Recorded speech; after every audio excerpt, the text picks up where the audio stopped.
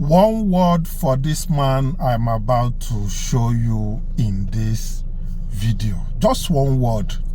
Or if you have one sentence for him, just give him. My names are Chief Amos Onowa Onyago. I am the Akinua of Umede Kingdom. We are actually preparing for Igbo festival. This is a festival we celebrate annually. And as you can understand, Umede people are from Bini.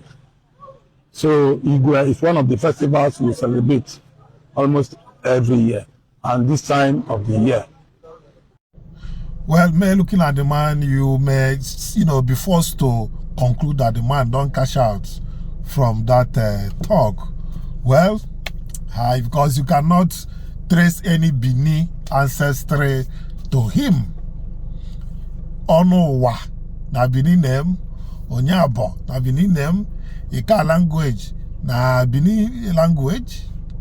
So I wonder how people still do these things, an elderly man like this, that would have come out to be saying the truth, that it was because of the civil war that they use it for a kind of survivor, to say that they are from Bini so that they can survive in the hands of the Nigerian soldiers. That's all. So, but for an elderly person like this to be saying this thing on social media, under camera, it's very unfortunate.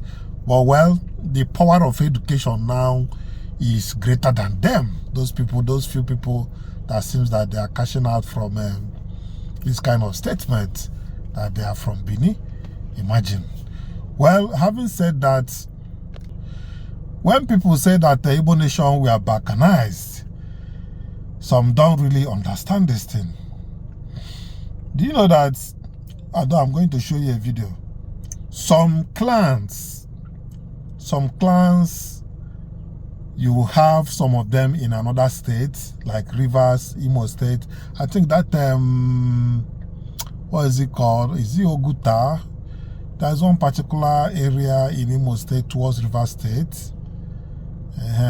Some are in Imo State, while some are in Rivers State. That's the way they made it. That is a pure balkanization. Like this one I'm going to show you, some are in Abia State, Indoki, some are in River State, while some are in Akwa Ibom State. But they speak the same Igbo language. You see? So it is real. Wherever you are, the sensitization is going on, the enlightenment is going on, that people should also forget about this political division. Focus on your ancestry. It doesn't matter. It's just like, let me give you an instance. If you come to Anambra State now, the diocese, the Oka diocese for Catholic Church, Oka diocese comprises of part of Oji River. In fact, Oji River of Enugu State is under Oka diocese. Just a typical example. This political division should not culturally divide us or ancestrally divide us. That is wrong. So listen to this. Let's continue. What if I told you that 3 of us here are from an Igbo clan called Indoki, but we are not from one state? I am from Indoki in Abia State. My community is Akwete, and my local government is Ukwa East. I am from Doki in Rivers State, and my local government is Obigbo, which was renamed to Oyigbo. I am from Doki in Akwa Ibom, and my local government is called Etimekpo. And Doki is also in Ukanafun local government. You can see that Ndoke is one clan, but are found in 3 states, just like Ijo is one ethnicity, but in many states. I don't know why people believe that Indoki in Abia is Igbo, but argue that Indoki in Rivers and Akwa Ibom are not Igbos. Ndoki is Ndoki, irrespective of the state or zone. Ijo is Ijo, irrespective of states. 3 of us here are Ndoki men. We are proudly Igbos. State creation and political boundaries doesn't change our identity. We, the Indoki people in Rivers, are Igbos. Though some people have identity crisis, but majority know their Igbo roots. Here in Akwa Ibom, we, the Indoki people, are under pressure to deny our Igbo identity. Other tribes marginalize us, yet they still want us to deny our Igbo identity. Our people here should wake up. embrace their Igbo identity so that other Igbos can help us. When we embrace our Igbo identity, we are automatically majority tribe, no longer minority. Enough of this self-denial and identity crisis and South-South scam, yet we are marginalized. Indoki people in Abia State have electricity 24/7, yet we Indoki in Akwa Ibom have never seen electricity before. So what have we benefited by denying our Igbo identity? Are other Igbo communities not better than those denying their Igbo identity? My brother, that's a big question. You need to talk to your people. Let them call for help. Other Igbos can extend hands to help them. Denying whom they are will not help them. Ohaneze Ndigbo can bring projects down to them. They need electricity, water, road, schools, hospitals. When next the unity destroyers argue that Indoki is not Igbo, kindly remind them that state creation does not change ethnic identity. We are one clan irrespective of political state creation. Thank you, viewers. Okay, Osheon, I don't see it is like that. If you know any community that has similar thing, please come up. I'm trying to remember that of the River State and the Imo State, but I have not gotten the picture very well in my head. But if you know anyone, educate people, let people know that this is what happened in so and so place. Just tell us, you know, an example that you know in such a way. That is what we are saying. Well, we can never cease giving you guys history and important things that you need to know concerning our origin. We were told that there was a time they tried to impose Christianity on us. And, you know, when I look at religion entirely, sometimes I feel like whether it would have been better that we stayed where we are with our traditional religion. Because up to today, there is fear of traditional religion among us that are Christians. Get red cloth now, tie for 3, carry blood, or not even put blood, foul blood there, just leave red and white cloth there. You see, nobody will go there for anything. But if you carry anything more cross, anything put, they will go there and remove it. That is to tell you that inborn, inside our blood, that religion we know ourselves with, the traditional religion is what is still in the blood. And up to today, many people are still doing this one and still doing the other one, both bringing confusion. Well, God will help us. But what I'm saying is that all those religions, we are still serving the same God. Religion is to bring us closer to God and respect human beings, fellow human beings. That is religion, the purpose of religion.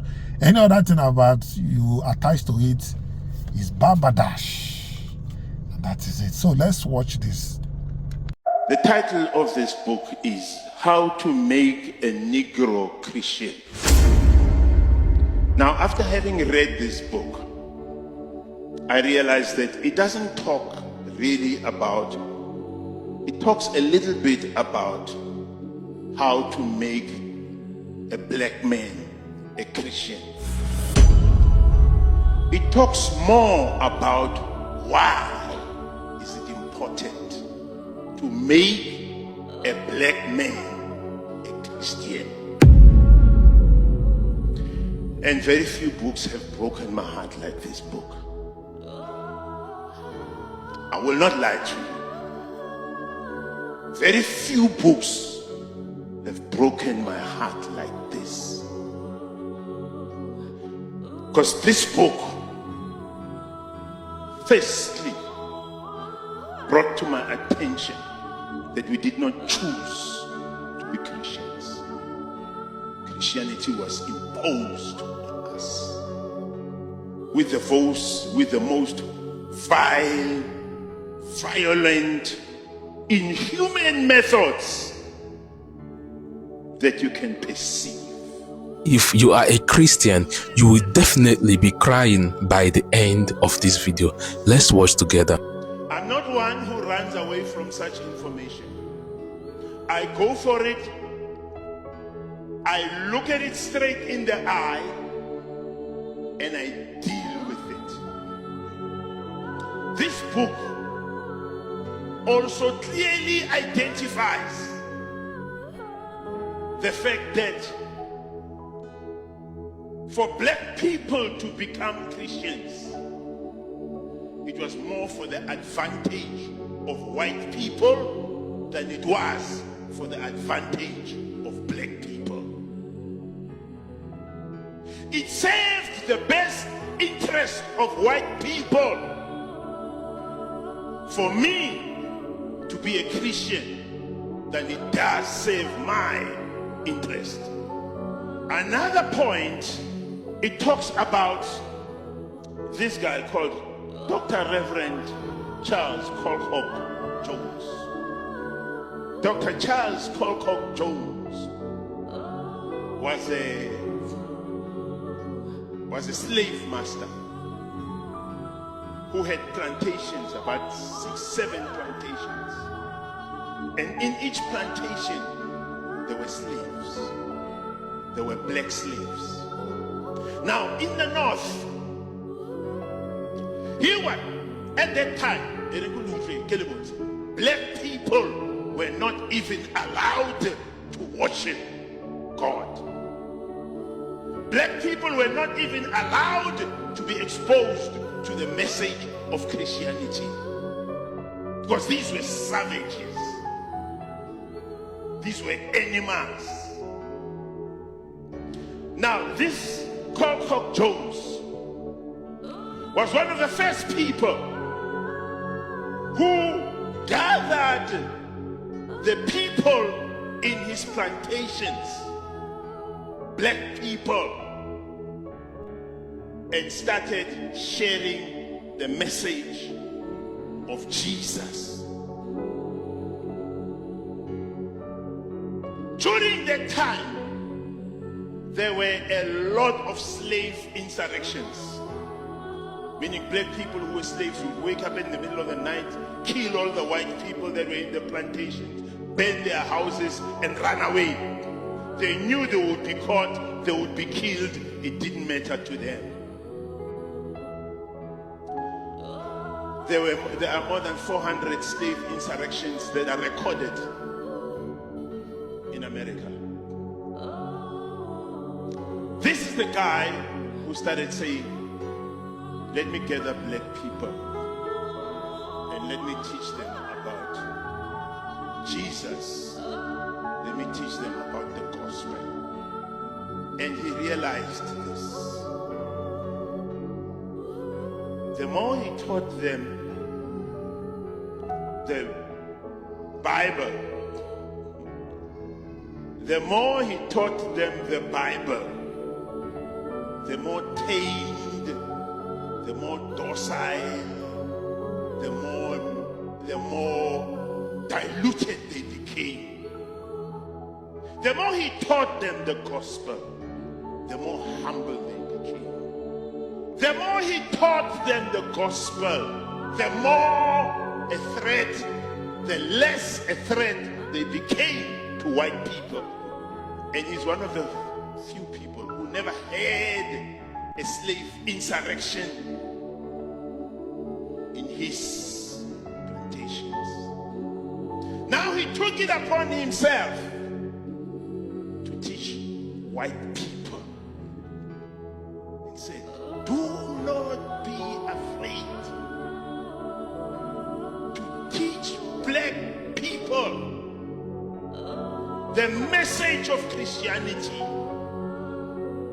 because it makes them less militant, it makes them docile, it makes them humble, it makes them controllable. And he went around the whole of the South and he taught them the message. And he taught them the importance of bringing people who are black people to come and listen to the message of Christianity. Now, during those days, black people were not allowed to read, they were not allowed to write. So what he said to them was, give them oral instruction. So it was only oral instruction. Came across close one sentence. Even if you didn't hear anything I said, I want you to listen to this. This statement broke my heart. It says on page 74, it is certain that the salvation of one soul will more than outweigh all the pain and the woe of their capture and transportation and subsequent resident amongst us. I'll say it again, I'll explain it, and then I'll shut up. It is certain that the salvation of one nigger's soul more than outweigh all the pain and the woe of their capture and transportation and subsequent residence amongst us. What this means is that if one nigger, one kafir, becomes a Christian, it will more than outweigh the 30 million plus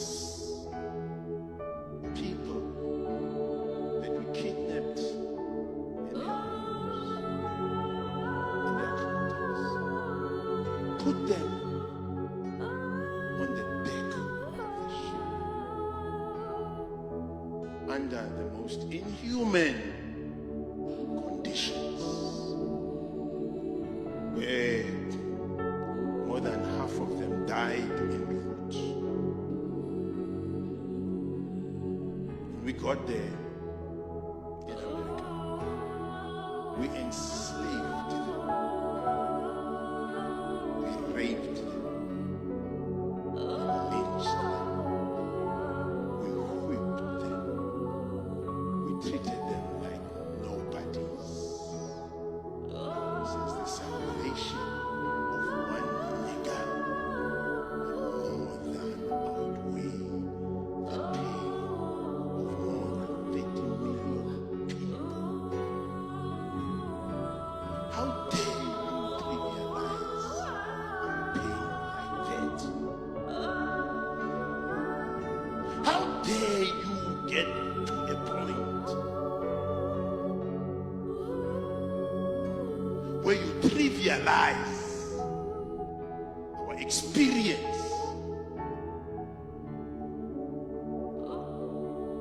to that extent?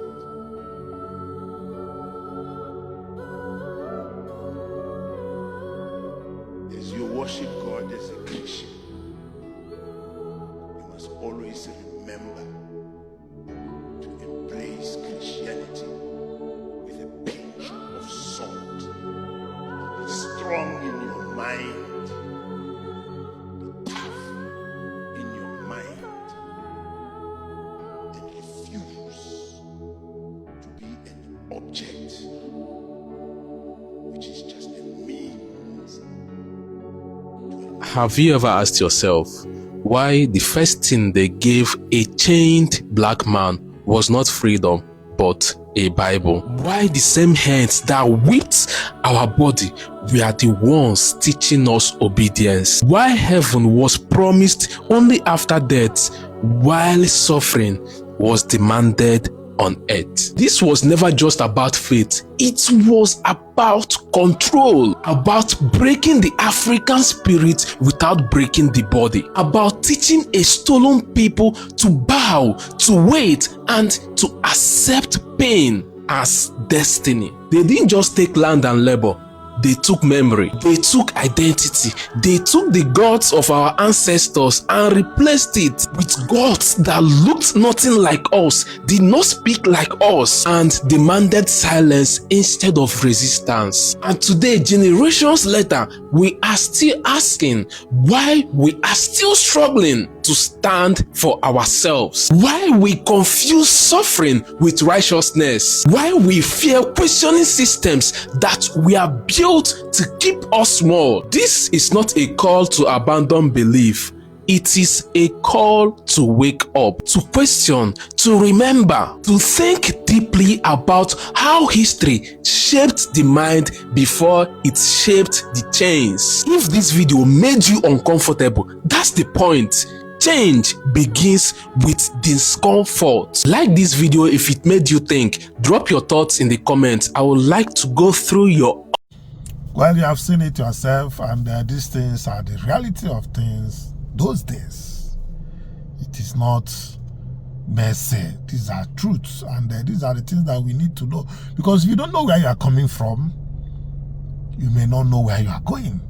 It's very important to know where rain started beating you, so that you will know where the rain stopped. That is the importance of history. Well,